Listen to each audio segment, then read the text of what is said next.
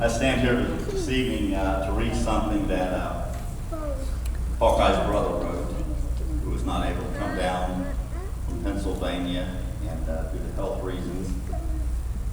And you know, as I traveled from Hendersonville, North Carolina, I began to think about the last conversation I had with Hawki, which was just about 6 weeks ago.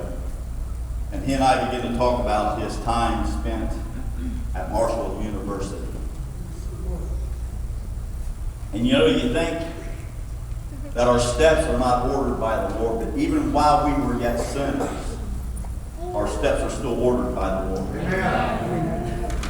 And so as he's at Marshall University in 1970 in November, there was a plane crash that devastated not only the university, but devastated the whole town. 75 people lost their lives, which was primarily the football team, the athletic department, and different ones. There was a young coach that came from Ohio that took over in 1971. And at the first home game, Hawki and I talked about this, and he remembered this. And as this young coach took this team, and the whole town seemed to be against him, because they did not know how to act or even if they won the football team any longer because of the devastation. And could I say it this way, Carolyn? If we focus on devastation, we're going to live devastated lives. God is a problem-solving God. Amen. He wants to solve your problems. If you glorify your problem, you're going to get up tomorrow morning and you're going to have a problem. Amen. Right.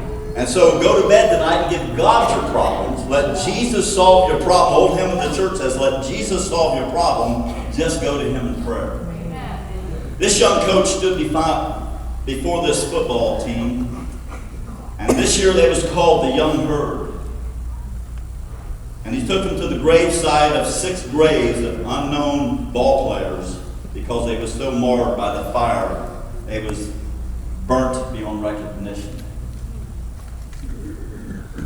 And he looked at these young men really fearful of what they had to face.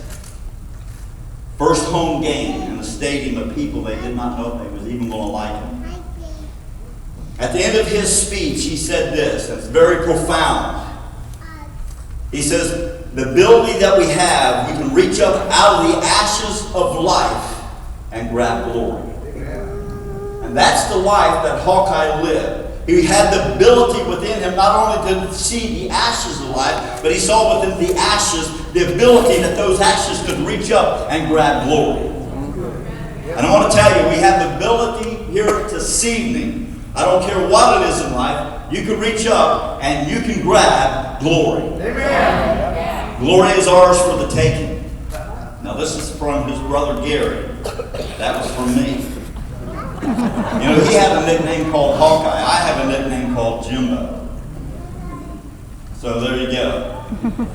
Gary Peters, Hawki's older brother, by almost 5 years, want to acknowledge my love and great memories of my brother. These comments are also shared by my wife, Nancy Peters. Unfortunately, I have been experiencing my own health problems. I have been in and out of hospitals many, many times, and I'm unable to travel the long distance from Pennsylvania to Florida. Nancy and I also, plus a few cousins, we have remaining in the north. Glenn, we've always called him Glenn. They didn't never refer to him as Hawki. He got that nickname Hawki while he was in college. It was difficult for Glenn since he was legally blind from birth. This was compounded by growing up in a large city of Philadelphia. Rough kids were not sympathetic to those with disabilities. I was his big brother and protector. Our parents were divorced and we lived a wonderful life with our grandparents and our mother. Glenn was forced by doctors to attend the blind school at the age of 5. He was able to come home from school on Friday night and returned Sunday night, staying there throughout the week. Glenn persevered 13 years of the Overbrook School for the Blind and hated it. Our love for each other was solid. I cannot remember any argument or conflict we had with each other for the 67 years we shared together on this earth. The challenges Glenn had to go through, graduating from Lindsey Wilson College, Marshall University, Bowling Green State University, and Jacksonville Theological School. His challenge was that there was taught Braille, not cursive, at Overbrook. He had to do all tests orally, and he used a tape recorder in class and a typewriter in his room. Who could Glenn write to? Only blind people. When I was in college, Glenn would give me a letter in Braille.